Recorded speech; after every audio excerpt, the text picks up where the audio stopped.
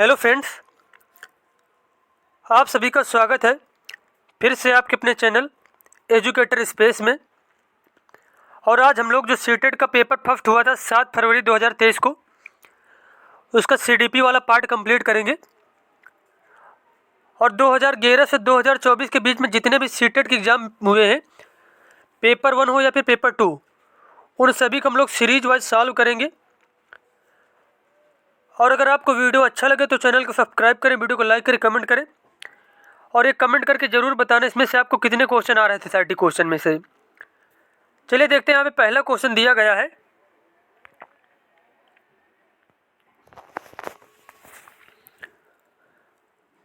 अब आपसे पहला क्वेश्चन पूछा गया है, बच्चों के प्राथमिक वर्षों में विकास का क्रम कैसे होता है। तो बच्चों के प्राथमिक वर्षों में जो विकास का क्रम होता है वह होता है सरल से जटिल की तरफ, सरल से जटिल की तरफ, या फिर ऑप्शन मिलेगा सामान्य से विशिष्ट की ओर। तो फिर यहाँ पे देखो ऑप्शन दिया विशिष्ट से सामान्य की ओर, तो ये ऑप्शन क्या गलत दिया गया है। अगर यहीं पे मिल जाए सामान्य से विशिष्ट की ओर या फिर सरल से जटिल की ओर, तो इन दो ऑप्शन में से जो ऑप्शन हमें मिलेगा वही हम लोग पेपर में करेक्ट करेंगे। तो इस क्वेश्चन के अनुसार हमारा पहला वाला ऑप्शन जो है, ए नंबर वाला ऑप्शन बिल्कुल ही सही हो जाएगा। देखते हैं अगला क्वेश्चन।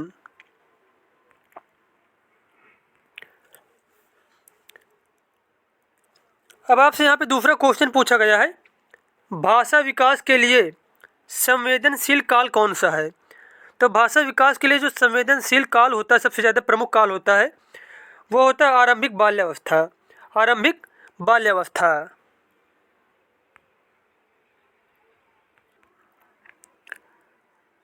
अब आपसे तीसरा क्वेश्चन पूछा गया है, वह प्रक्रिया जिसमें बच्चे समाज में अपनी भूमिका को सीखते हैं कहलाती है। वह प्रक्रिया जिसमें बच्चे समाज में अपनी भूमिका को सीखते हैं, उस प्रक्रिया को कहते हैं समाजीकरण। क्या कहते हैं उसको? समाजीकरण कहते हैं।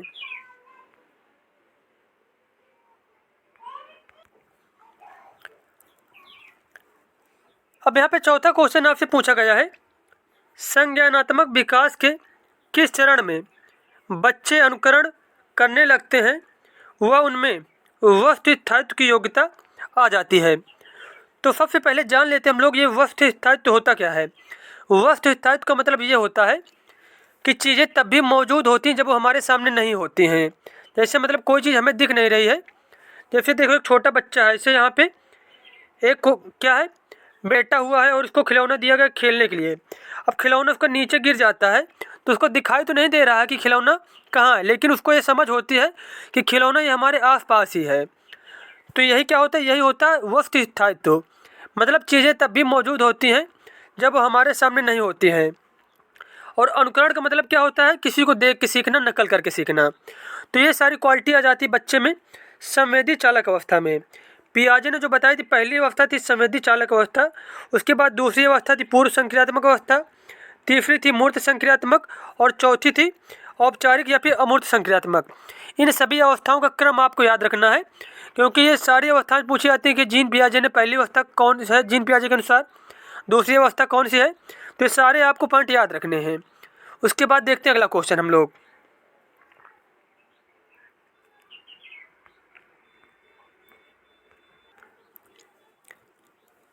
और एक पॉइंट ये भी आपको याद रखना है, ये जो अवस्था है इनकी एज याद रखनी है। जैसे कि संवेदी गामक अवस्था 0 से 2 वर्ष होती है, पूर्व संक्रियात्मक अवस्था की एज होती है 2 से 7 वर्ष, और मूर्त संक्रियात्मक अवस्था की एज होती है 7 से 11 वर्ष।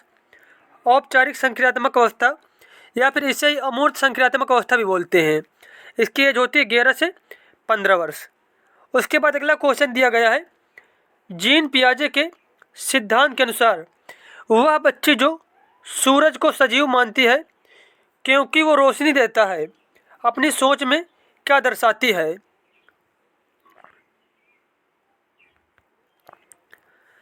तो इस क्वेश्चन का आंसर हो जाएगा, वह दर्शा रही है यहाँ पे जीववादी चिंतन। जीववादी चिंतन। अब जीववाद से देखो ये तात्पर्य है कि बच्चे जो हैं उस चीज़ को भी सजीव मानते हैं जिनमें जान नहीं होती है। जैसे कि छोटा बच्चा होता है, गुड़िया या गुड्डा से खेल रहा होता है, उसको भी खाना खिलाता है, उसको भी पानी पिलाता है, क्योंकि उसके समझ नहीं होती है कि ये क्या निर्जीव वस्तु है, इसको भूख नहीं लगती है। तो यही क्या है, यही कहलाता है हमारा जीववाद।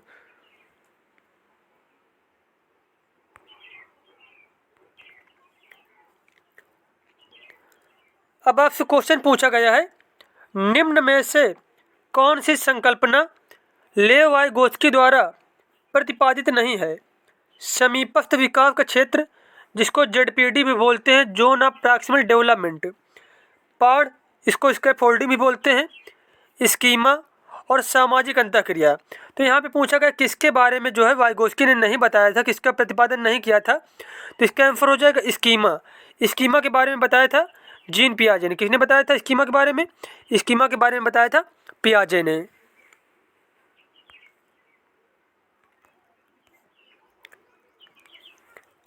अब आपसे 7 नंबर क्वेश्चन पूछा गया है, लेव वाइगोत्स्की के सिद्धांतों के निहितार्थ के अनुरूप कौन सा कथन शैक्षिक प्रणाली के लिए सही है?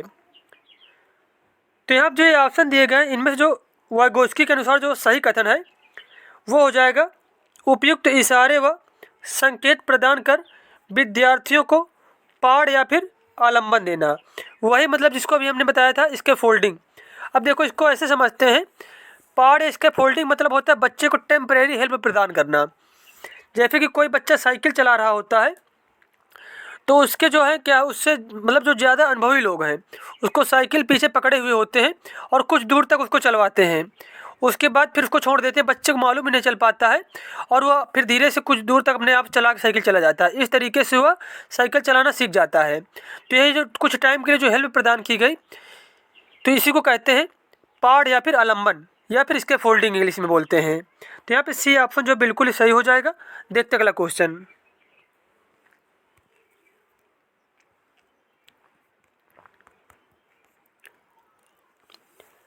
अब आपसे क्वेश्चन पूछा गया है, कोहलबर्ग के अनुसार नैतिक विकास की प्रथम अवस्था की क्या विशेषताएं हैं? तो प्रथम अवस्था जो होती है उसमें बच्चे जो होते हैं वह जो है नियमों को सबसे ज़्यादा महत्व देते हैं। तो इसका आंसर हो जाएगा नियमों को निश्चित और निरपेक्ष रूप में देखना। नियमों को निश्चित और निरपेक्ष रूप में देखना। तो यहाँ पे ए ऑप्शन जो है बिल्कुल ही सही हो जाएगा।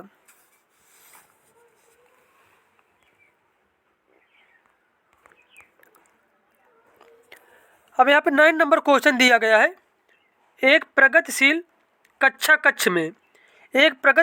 कक्ष में बच्चों को निश्चित पाठ्यक्रम के अनुसार सीखने के लिए बाध्य किया जाता है। बिल्कुल ही गलत दिया गया है, क्योंकि निश्चित पाठ्यक्रम नहीं होना चाहिए। देखो मानकीकृत पाठ्यक्रम नहीं होना चाहिए। इस वजह से कोई बच्चा बहुत होशियार, कोई बच्चा बहुत कमज़ोर है, तो इस वजह से निश्चित पाठ्यक्रम के लिए बिल्कुल बाध्य नहीं किया जाना चाहिए। उसके बाद भी ऑप्शन दिया गया है कि एक प्रगतिशील कक्षा कक्ष में बच्चे उन गतिविधियों में संलग्न होते हैं जिससे वह अपनी क्षमताओं को पा लेते हैं। तो यही ऑप्शन बिल्कुल सही हो जाएगा कि बच्चे उन गतिविधियों में संलग्न होते हैं जिससे वह अपनी क्षमताओं को पा लेते हैं।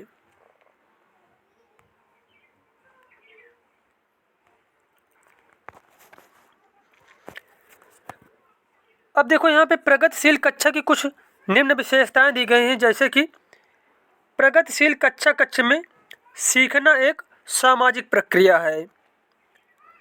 यह छात्रों को नया ज्ञान और जानकारी प्राप्त करने में सहज महसूस कराने के लिए एक लोकतांत्रिक वातावरण प्रदान करता है। उसके बाद है प्रगतिशील शिक्षा ने विद्यार्थियों को पारंपरिक तरीकों से परे अवधारणाओं को सोचने या विश्लेषण करने में सक्षम बनाता है। और अगला पॉइंट है ज्ञान प्रत्यक्ष अनुभवों और शिक्षकों के सहयोग से उत्पन्न होता है। तो ये सारे पॉइंट आपको नोट करने हैं जो प्रगतिशील शिक्षा के बारे में है।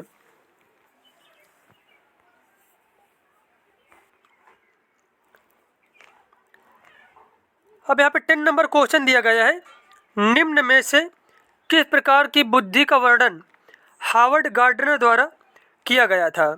तो इनमें से कौन सी बुद्धि हावर्ड गार्डनर ने बताई थी? तो वो है भाषाई बुद्धि। कौन सी बुद्धि? भाषाई बुद्धि। और अगर क्वेश्चन ये पूछ लिया जाए कि गार्डनर ने कितने प्रकार की बुद्धि बताई थी जो है, तो मुख्य जो है 8 प्रकार की बुद्धि बताई थी। कितने प्रकार की? 8 प्रकार की बुद्धि बताई थी।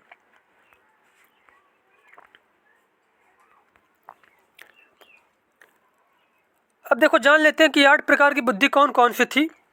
पहली थी भाषागत बुद्धि, उसके बाद तार्किक गणितीय बुद्धि, देशिक बुद्धि, संगीतात्मक बुद्धि, शारीरिक गति संवेदी बुद्धि, अंतर्वैयक्तिक, अंतःवैयक्तिक और प्रकृतिवादी बुद्धि। तो ये 8 प्रकार की जो मुख्य बुद्धि के प्रकार है, इन्होंने बताया था। किसने बताया था? हार्वर्ड गार्डनर ने जो बताए थे ये सारी बुद्धि के प्रकार जो हैं।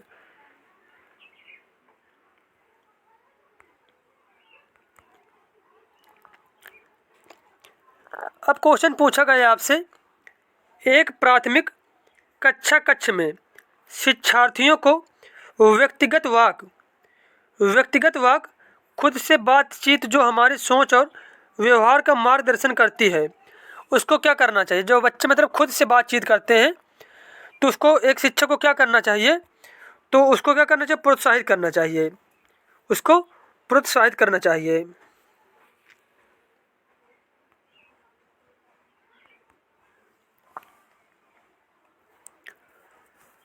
अब यहाँ पे क्वेश्चन पूछा गया है आपसे, मोहन ने घर व समाज में लड़कों की भूमिका को देखते हुए स्कूल में आयोजित एक कार्यक्रम में लड़की की भूमिका को यह कहकर निभाने से इनकार कर दिया कि वह एक लड़का है, इसलिए वह एक लड़की की ड्रेस नहीं पहनेगा।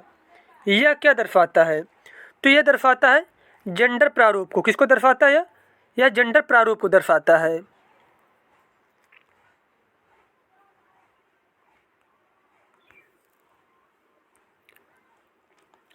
अब आपसे क्वेश्चन पूछा गया है, एक ही कक्षा में अलग अलग क्षमताओं वाले विद्यार्थियों के सीखने सिखाने की प्रक्रिया क्या कहलाती है?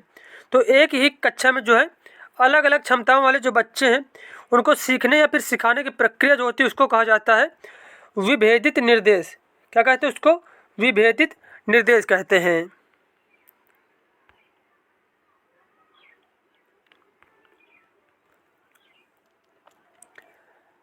सामाजिक रचनावादी कक्षा में मूल्यांकन का प्रमुख तरीका क्या होता है? तो सामाजिक रचनावादी कक्षा में मूल्यांकन का जो प्रमुख तरीका होता है वह होता है सहयोगात्मक परियोजनाएं। सहयोगात्मक परियोजनाएं।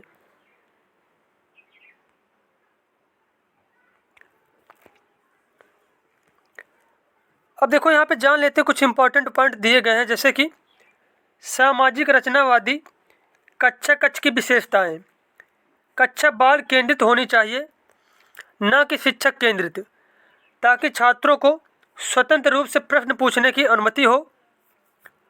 उसके बाद दूसरा ऑप्शन है, एक सामाजिक रचनावादी कक्षा में रहकर याद करने के आधार पर सीखना और दोहराव की अनुमति नहीं देता है। उसके बाद तीसरा ऑप्शन है, अधिगम को प्रतिदिन के संदर्भों से जोड़ें।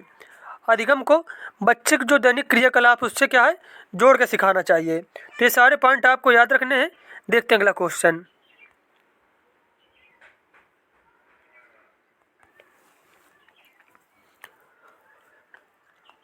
अब आपसे क्वेश्चन पूछा गया है, शिक्षार्थियों के आकलन का सबसे महत्वपूर्ण उद्देश्य है।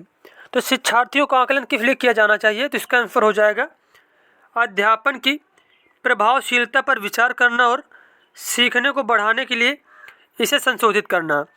अब देखो यहाँ पे कोई शिक्षक पढ़ाकर चला जाता है और उसे मालूम ही नहीं है कि बच्चों को समझ में आया कि नहीं आया है, या फिर दूसरे तरीके से पढ़ाया जाए, एक तरीके से समझ में नहीं आ रहा है, तो इसीलिए क्या करना चाहिए? आकलन करना चाहिए। मतलब इससे मालूम चल पाएगा कि बच्चों को क्या समझ में आ रहा है, क्या नहीं आ रहा है।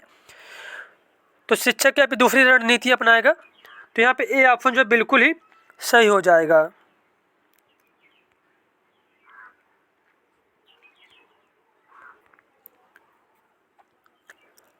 अब देखो यहाँ पे आकलन के कुछ महत्वपूर्ण पहलू बताए गए हैं, जैसे कि उद्देश्यपूर्ण कार्य, सूचना संग्रहण, सूचना का विश्लेषण, सूचना का अर्थ निकालना, अनुदेशात्मक प्रशासनिक अथवा निर्देशात्मक निर्णय। उसके बाद शब्दकोश के अनुसार आकलन का तात्पर्य किसी चीज़ की कीमत, वैल्यू या महत्व का निर्णय अथवा निर्धारण करना है।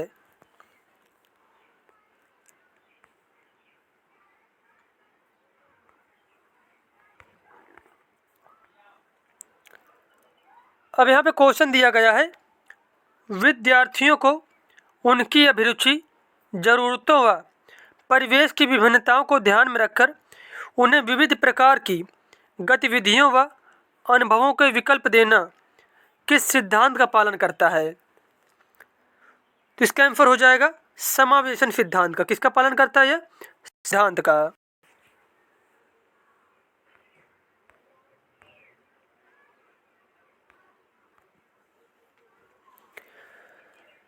अब देखो यहाँ पे समावेशन के कुछ सिद्धांत बताए गए हैं, जैसे कि बुनियादी सिद्धांत, सभी के लिए समानता और समान अवसर, अच्छी तरह से शैक्षिक योजना का निर्माण करना, व्यक्तिगत विभिन्नताओं की स्वीकृति, विशिष्ट शैक्षणिक रणनीतियों का उपयोग। तो समावेशन के जो कुछ बुनियादी सिद्धांत हैं, इन सभी योजनाओं का क्या है, उपयोग किया जाना चाहिए। ये सभी रणनीति अपनानी चाहिए समावेशन के लिए। उसके बाद अगला क्वेश्चन देखते हैं हम लोग।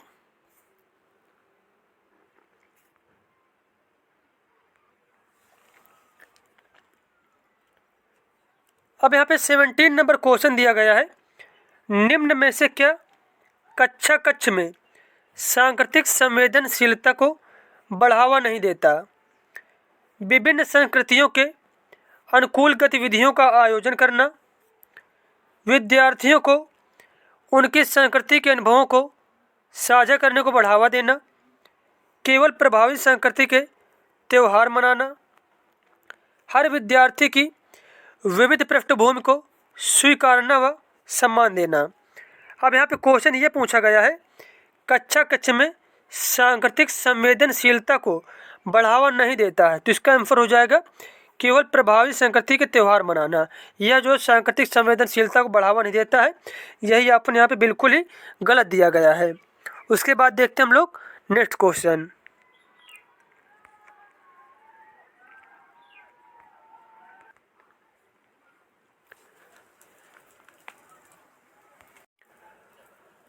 अब यहाँ पे अगला क्वेश्चन दिया गया है, पाठ पढ़ने व लंबे अंशों को समझने में उन विद्यार्थियों को कठिनाई होती है जो से जूझ रहे हैं। तो इसका आंसर हो जाएगा जो पठन वैकल्य से जूझ रहे हैं, जिसको डिसलेक्सिया भी कहा जाता है। उन्हें क्या होता है, पाठ पढ़ने व लंबे अंशों को समझने में प्रॉब्लम होती है। तो यहाँ पे बी ऑप्शन बिल्कुल सही हो जाएगा। देखते हैं अगला क्वेश्चन।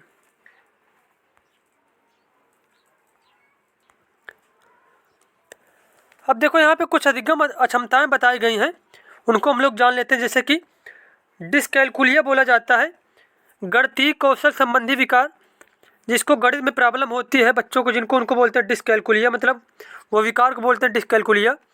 उसके बाद लेखन संबंधी विकार को बोलते हैं डिसऑर्थोग्राफिया, वर्तनी संबंधी विकार को बोलते हैं डिसआर्थोपिया, और भाषा या फिर संप्रेषण संबंधी विकार को बोलते हैं अफेजिया। तो ये सारे जो है बहुत ही महत्वपूर्ण पॉइंट है, ये सब आपको याद रखने हैं।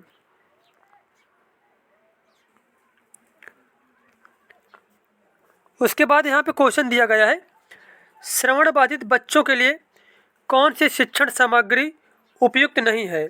तो श्रव्य किताबें जो है श्रवण बाधित बच्चों के लिए उपयुक्त सामग्री नहीं है, क्योंकि जब वो सुन ही नहीं पाते हैं तो श्रव्य किताबें उनके किसी काम की नहीं है। जबकि मुद्रित पुस्तकें, उपशीर्षक वाले वीडियो और त्रिआयामी चार्ट और मानचित्र, इन सब से उनको क्या होगी, हेल्प मिलेगी। तो यहाँ पे ए ऑप्शन जो बिल्कुल ही गलत दिया गया है। देखते अगला क्वेश्चन।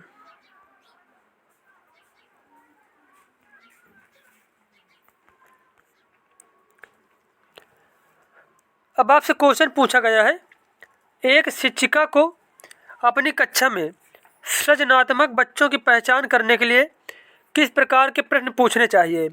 तो सृजनात्मक बच्चों की पहचान करने के लिए खुले जवाब वाले प्रश्न या फिर मुक्तोत्तर प्रश्न, जिनको बोला जाता है, ऐसे प्रश्न पूछने चाहिए एक शिक्षिका को, अगर उसे सृजनात्मक बच्चों की क्या करनी है, पहचान करनी है।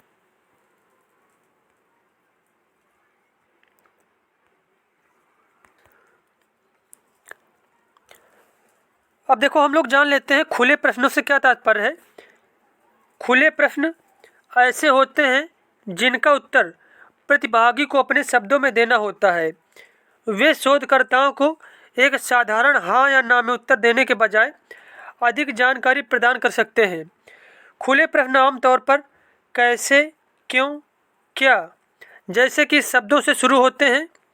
उदाहरण के लिए, आपने अपनी छुट्टी कैसे बिताई, आपको कैसा लगता है। तो इस प्रकार के जो प्रश्न होते हैं इनको कहा जाता है खुले प्रश्न। क्या बोलते हैं इनको? खुले प्रश्न बोलते हैं, जिनमें जो है बच्चा अपने आप से विचार करके इनका आंसर देता है, मतलब इनको याद करके आंसर नहीं देना होता है। तो ये सारे कहलाते हैं खुले प्रश्न। उसके बाद देखते हैं अगला क्वेश्चन हम लोग। अब पूछा गया आपसे, यह महत्वपूर्ण है कि बच्चा अपने साथ जो अनुभव स्कूल में लाता है तो उसे क्या करना चाहिए? एक शिक्षक को उन्हें आगे बढ़ाया जाना चाहिए, उनको आगे बढ़ाया जाना चाहिए।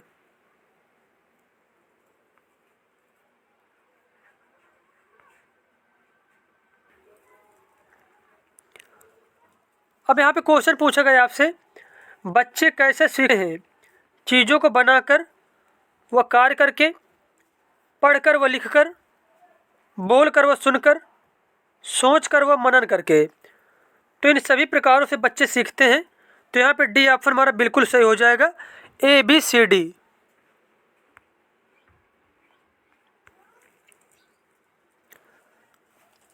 अब आपसे क्वेश्चन पूछा गया है, किस कक्ष में विद्यार्थी बेहतर ढंग से सीखते हैं?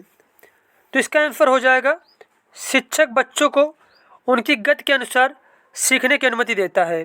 जब शिक्षक बच्चों को उनकी गति के अनुसार सीखने की अनुमति देता है तब जो है विद्यार्थी बहुत ही बेहतर ढंग से सीखते हैं।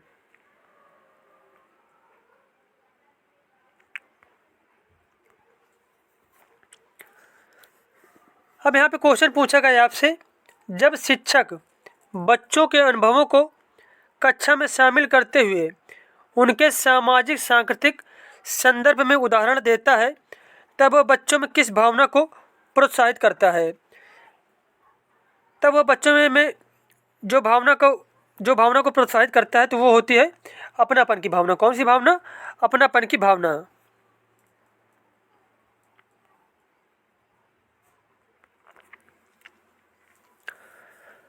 अब यहाँ पे क्वेश्चन दिया गया है, समस्या समाधान की प्रक्रिया किससे बेहतर होती है? समस्या समाधान की प्रक्रिया किससे बेहतर होती है? तो इसका आंसर हो जाएगा तार्किक सोच से। तार्किक सोच से जो है समस्या समाधान की प्रक्रिया बेहतर होती है।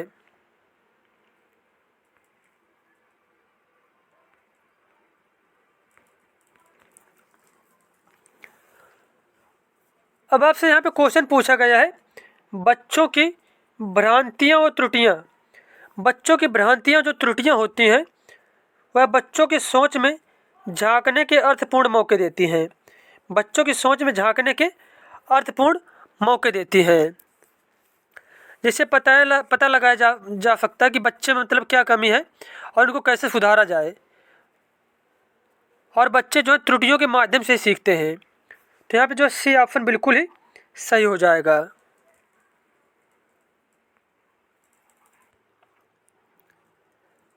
इस बात का संकेत है कि शैक्षिक गतिविधियाँ बच्चे के लिए यांत्रिक व दोहराव वाली हो गई हैं तथा उसकी रुचि की नहीं है। तो इसका आंसर हो जाएगा ऊब। इस बात का संकेत है कि शैक्षिक गतिविधियाँ बच्चे के लिए यांत्रिक व दोहराव वाली हो गई हैं तथा उसकी रुचि की नहीं है।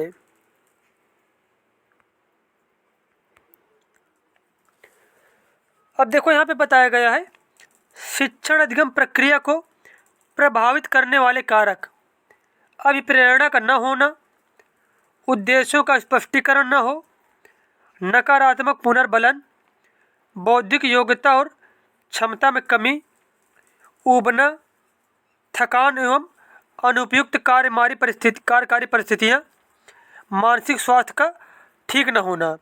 तो जो है शिक्षण अधिगम में ये सारी जो चीज़ें हैं ये निगेटिव प्रभाव डालती हैं। तो ये आपको याद रखने हैं। उसके बाद देखते हैं अगला क्वेश्चन हम लोग।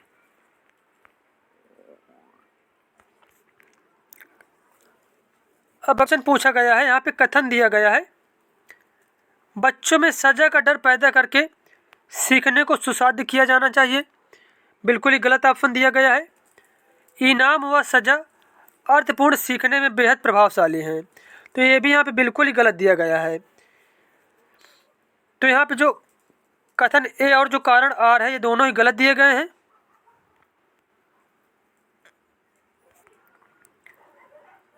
तो अब यहाँ पे इस क्वेश्चन के अनुसार यहाँ पे डी ऑप्शन सही हो जाएगा, ए और आर दोनों ही गलत दिए गए हैं।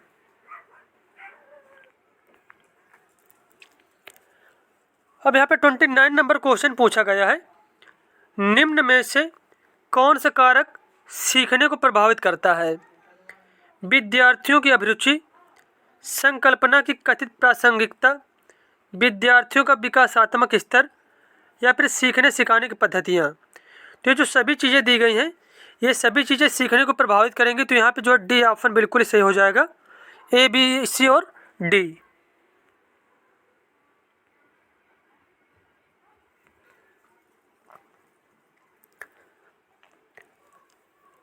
अब यहाँ पे 30 नंबर और लास्ट क्वेश्चन दिया गया है, निम्न में से कौन सा कथन सीखने की स्थितियों में व्यक्ति, वातावरण व व्यवहार के बीच संबंध को सही दर्शाते हैं?